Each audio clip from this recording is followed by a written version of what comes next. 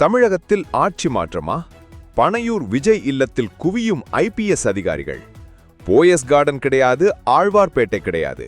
இனி தமிழ்நாட்டோட power centre நீலாங்கரைதான். இது நம்ம ஊரு அரசியல் புரட்சி. 2026 தேர்தல் முடிவுகள் இப்போ அதிரடியா வந்துட்டு இருக்கு. காலையிலிருந்தே சீன் அப்படியே மாறுது நண்பர்களே.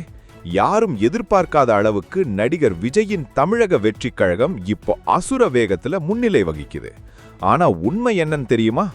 தற்போதைய நிலவரப்படி டிவிகே 101 இடங்கள், ஏஐடிஎம்கே 72 இடங்கள்.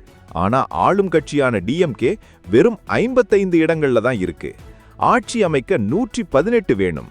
டிவிகே பிளஸ் ஏஐடிஎம்கே கூட்டணி இப்பவே 150ஐ தாண்டுது.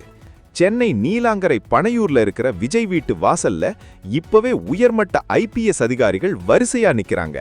இத பார்க்கும்போது அடுத்த முதல்வர் யாருன்னு உங்களுக்கே புரிஞ்சிருக்கும். சீனியர் அமைச்சர்கள் பல பேரு அவங்க கோட்டையிலேயே இப்போ பின்னடைவை சந்திச்சிட்டு இருக்காங்க. உதயநிதி ஸ்டாலினே கடும் போராட்டத்துல தான் இருக்காரு.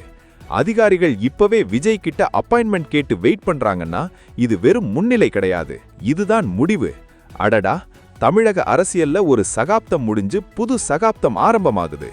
தமிழக மக்கள் ஒரு மிகப்பெரிய மாற்றத்தை விரும்புறாங்கங்கிறது இந்த முடிவுகள்ல தெளிவா தெரியுது.